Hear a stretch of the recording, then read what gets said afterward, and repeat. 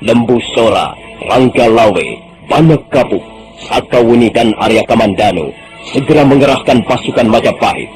Mereka menyusun barisan menjadi 3 gelombang. Dan tak lama kemudian, mereka pun berangkat menuju kota Kediri.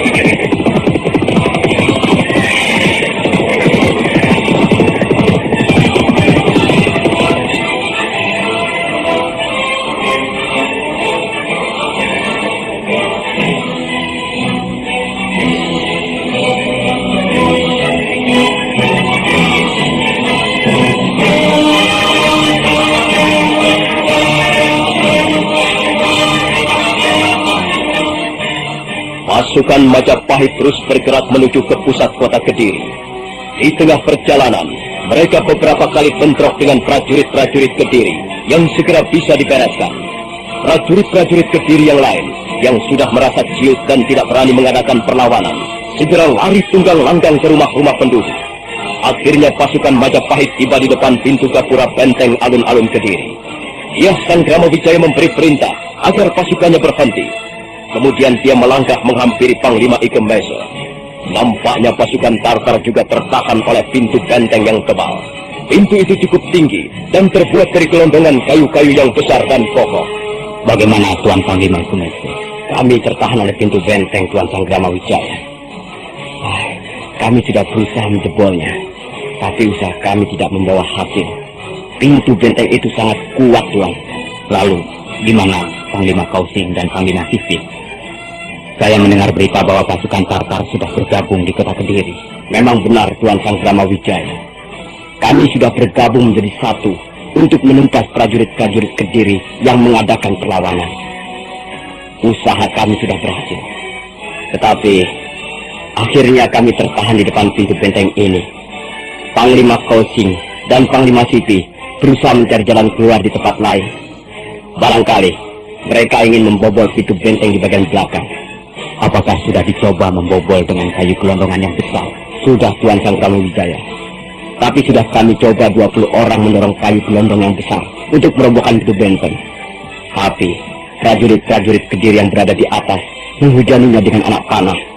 Akibatnya mereka semua terbunuh. Iya. Kalau begitu, harus dicari cara yang lain yang tidak banyak menimbulkan korban. Ketika Dyah Sanggramawijaya dan Panglima Ike Mese sedang berbincang-bincang untuk mengatasi kesulitan membobol benteng, Arya Kamandanu perlahan-lahan mendekati mereka. Ampun Gusti. Nampaknya kita mendapat kesulitan dengan benteng alun-alun Kediri. Benar, Kamandanu. Benteng itu sangat kokoh. Pasukan Tartar sudah berusaha untuk menjebolnya, tapi tidak membawa hasil sedikit pun. Barangkali cara yang paling baik ialah menunggu malam tiba, Tuan Sanggramawijaya. Setelah malam nanti, biarlah pasukan Tartar menjebol benteng itu dengan kayu-kayu gelondong yang besar. Prajurit-prajurit Kediri pasti tidak akan bebas lagi untuk menghujani panah. Ampun Gusti. Perkenankan hamba mencobanya Gusti. Kau jangan terlalu berani, Arya Kamandanu. Lebih baik kita memang bersabar diri. Kita tunggu saja malam tiba nanti. Hamba ingin mencobanya Gusti. Siapa tahu hamba berhasil. Jangan Kamandanu. Sebab begitu kau melangkah 12 tindak dari tempat ini, anak panah prajurit-prajurit Kediri segera akan berhamburan ke tubuhmu. Dan apa yang bisa kau lakukan dengan seorang diri untuk menjebol benteng yang kokoh itu? Kalau Gusti Sanggramawijaya percaya pada hamba, hamba akan berusaha sekuat tenaga untuk menjebol benteng itu. Mudah-mudahan saja hamba berhasil, sehingga kita tidak perlu menunggu malam tiba. Kasihan prajurit-prajurit kalau harus menunggu Gusti. Baiklah kalau begitu. Tapi kau harus hati-hati Kamandanu. Hamba mohon doa restu Gusti. Iya, hamba akan segera melaksanakannya.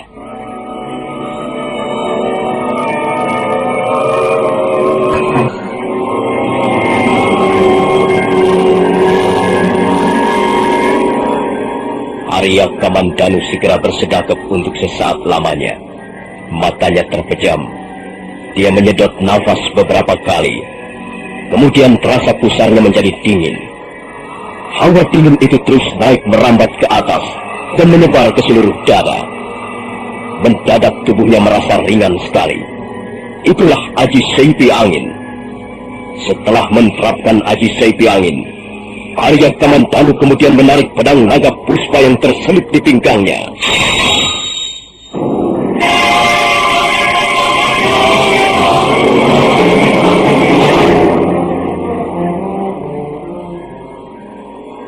Arya Kamandanu berdiri tegak bagaikan sepotong tongkat kayu hutan yang berumur ratusan tahun. Tubuhnya kelihatan tegar dan perkasa. Kemudian tubuh yang tegap itu melangkah perlahan-lahan mendekati pintu benteng. Sementara tangan kanannya menggenggam pedang naga puspa yang bernyala-nyala. Kemudian secepat kilat, Arya Kamandanu melompat. Gerakannya sangat cepat, sehingga sukar diikuti oleh pandangan mata biasa. Dan pada saat berikutnya, apa yang terjadi hanyalah merupakan suatu tontonan yang menakjubkan bagi para prajurit yang berdiri di sepanjang pagar benteng.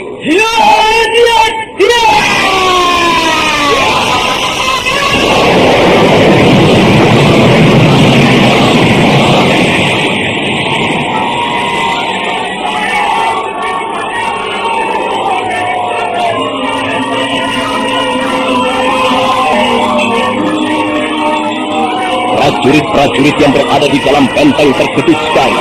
Mereka sama sekali tidak menduga pintu benteng dapat bobol sekaligus dari luar. Tapi mereka hanya sebentar merasa heran, karena kemudian mereka harus mempertahankan diri dari serangan para tentara Tartar dan pasukan Majapahit. Terjadilah pertarungan sulit di tengah alun-alun Kediri. Para tentara Tartar mengamuk bagaikan orang-orang kesetan. Demikian juga pasukan Majapahit di bawah pimpinan Biasang Ramawijaya yang sangat mereka kagumi, bertarung dengan gagah berani. Walaupun jumlahnya lebih banyak, tapi prajurit-prajurit Kediri sepertinya sudah kehilangan angin. Hati mereka nampaknya sudah menjadi ciut menghadapi musuh. Akibatnya, mereka pun banyak yang terbunuh. Mayat bergelimpangan dan bertumpuk-tumpuk di sekitar alun-alun. Tapi pasukan Majapahit dan para tentara Tartar tidak memberi ampun. Siapa yang tidak melarikan diri dan siapa yang terus berusaha mengadakan perlawanan pasti terbunuh.